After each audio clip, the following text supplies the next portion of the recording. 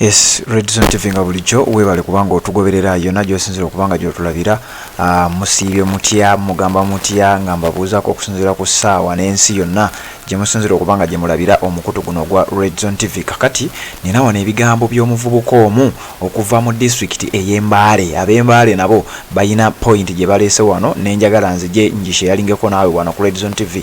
Omuvubuka ono alina ebibuuzo by'abuuza.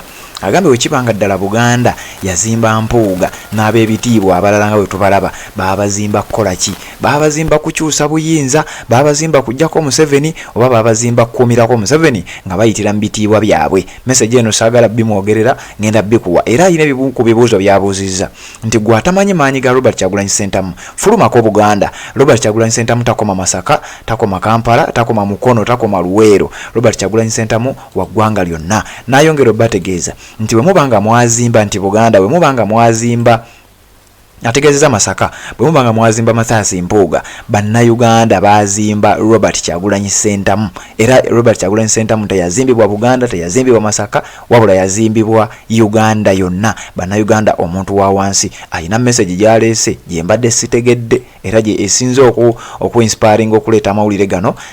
Waliwo n'omuntu omu Yetuga olunaku oba ojjukira lwe baasiba Robert Kyagulanyi Ssentamu we baamukwatira ne bamuggalira omuvubuka omu yeeyimbamu omuguwa ne Yetuga. Oyinza obirabanga ebyokusaaga naye sitole eno kamuleke agikunyumize bulungi nnyo akuwe n'endowooza ye then nze nzije tubeere nga ate tweyongerayo kubanga bino by'Embaale, bino si by'e Buganda, bino si by'e Masaka, by'Embaale. Njagala nkuwa ebigambo bye then nga bw'osubscribinga nange nga bwe nkomawo ate mbeere nga nkuwa amawulire amalala. Njagala obiwulirize bulungi nnyo. Eddoboozi liyinza okuba liri wansi mukko, nja kukusaba oyongeze ku simu yo kubanga message eno nkulu nnyo naddala mmwe bannankyukakyuka. Wuliriza message bw'obanga osobola gyongereyo n'omulala abeere ng'agiwulira bibi ebigambo byayogedde. Bukyanga bintu bya Owekitiibwa Mathias Mpuuga bitandika. Ebintu bingi byogeddwa. Ng'era mu byo nalaba Honorable Segona ne Abed Bwanika mutugamba mbu mwateeka ssente nyingi mu kuzimba omukulembeze nga mutegeeza Mpuuga. Mpuuga mwamuzimba nga mumuzimbira ku ddaala ki? Awo wennyini wamwawe mwamuzimbira. Kati Kyagulanyi gw'omwagala ogerageranya ku Mpuuga, President Kyagulanyi, Abannayuganda fe abamuzimba, Uganda yonna fe abazimba Kyagulanyi. Kankuwa ekyokulabirako, oba kwata Kyagulanyi Arua, ewaffe eno emanaafu eno, giri omusajja Yetuga ng'abulira ennaku olw'okuba nti no Kyagulanyi yatulugunyizibwa mu Arua, eyo laavu togireetako muzannyo. Ate so omusi babiri naye ng'ekiri nti oluusi amawulire gaffe naddala ffe ababeera eno era gakoma mu ffe naffe midiya z'eno ze zikavalinga amawulire ago mwe Kampala muyinza okuba temwabimanya. Nze kamwakwogera nsibiddwa enfunda ezi nze nali sisibwangako sigenda nkweyadde ku poliisi naye olw'okuwagira Kyagulanyi n'okwongera okuzimba brand Kyagulanyi bansibanga buli Kyagulanyi we yajjiranga Embaale. Omundu ogwasooka bansiba ng'azze ku radio station ne bansiba we yali yambadde kasuti akabbulu yali nze. Omulundi omulala gwe yajjira okuba kampeyini kakati mu kalulu ffe baatukwata ku makya mbu nga balooza banaakwata ffe kuba ffe abaali bakunga abantu mu bungi mbu kati ajja kujja nga talina bantu. Kye batamanya nti Kyagulanyi eri yali brand nga twamala ddojitu okumutunda mu bantu nga brand kati yabasuukako tusibwa. N'essaawa zino abaana bali mu makomera nga bazimba brand Kyagulanyi. Abaana abasibiddwa n'Embaale wano tukyalina abaana mu makomera ekitalya bawumalu n'abalala lwa kuzimba brand Kyagulanyi tebalina musango.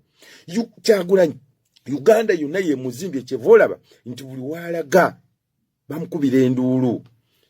Mwe Mpuuga omwe gwe munyumya kati mumuleete Embaale ave mumoloka agifulumemu bw'ati tulabe nga abantu 10 banaamugoberera mpozi ng'amaze bakunga. Mulwaki mwagala okutulowoozesa mwe naddala mu ab'e Masaka abamu mwagala okutulowoozesa nti Uganda Masaka mwe mwabandisaanye okuwagira ennyo Kyagulanyi kuba mwana eyo gyasibuka nolaba ffe ate tumwagala nnyo okusinga mmwe. Mulekeraawo enkwe. mulekerawo emitima egyo mwe abantu bawo mu sentru abamu si mwenna kati saawa zino Mpuuga wandibadde otuula wansi weebuze lwaki ab'enaalemu bali okulwanira olutalo mbadde ndaba TV zonna ab'enaalemu bafuuse ba spokesperson ba Mpuuga Abanayuganda mwe mulowoozeemuko lwaki mulowooza NRM ababaka ba parliament ba spokesperson b'enaalemu bonna bali ku side ya Mpuuga use your common sense Masaka nalabya ka group akamu mugiragire by'ekisiru muleme Masaka si ye Uganda fe Kyagulanyi ate fe tumwagala nnyo okusinga mu abalowooza nti mumwagala ekyo mbabuulira fa beeno twagala Kyagulanyi kivale tujja kukkiriza muntu yenna azanyira ku Kyagulanyi na kibiina kyaffe kya nuupu batusibye abaana bakyali mu makomera tusibiddwa Uganda yonna si Buganda oba Central oba Masaka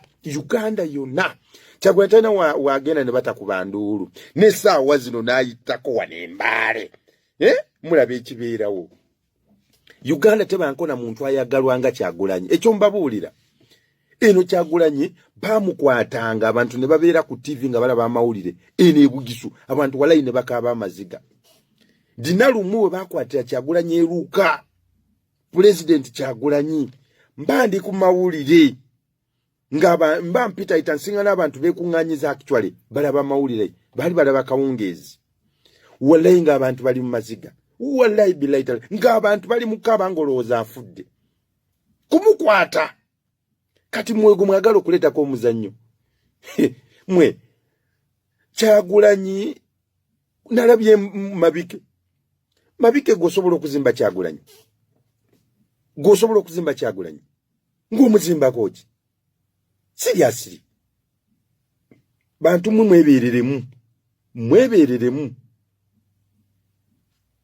ensonga leero ginyagadde Yes, bigambo si byaffe wano ku mukutu bigambo by'abantu sekinnoomu era nkakasa naawe obiwulidde bw'atyo ye bw'agambye bw'atyo bwakuwadde ensonga ze ate n'azikunnyonnyola bulungi nnyo bye tubadde tumanyi tujja bitegeera mpola mpola. Robert Kyagulanyi Ssentamu bwe yagenda e Mbaale ebyaliwo abikugambye waliwo Yetuga waliwo ne Yetuga nga Robert Kyagulanyi Ssentamu bamukutte kakati bulandi gye mugamba gye muzimba oba abe Masaka brand gye bagamba gye bazimba yenkanankana ne brand bana Uganda gye bazimba kubanga Uganda ng'ensi naye Masaka ng'ekitundu. So Red Zone TV kwoli webale kubanga otugoberera abo bato naba kubanga subscribing nyongero kujjukiza nyongero kusaba ntikirira wansawo olabe ekigambo subscribe kikwateko o subscribing ku channel eno kwata kadeka notification oberenga to missing nsonga yonna oberenga omukwaba banasoka ng'okumanya Red Zone TV ng'etadde ya mawulire gonna njagala oberenga owuliriza bulungi nnyo tugende mpola mpola ate berenga tukuwa amawulire gonna nga bwe gajja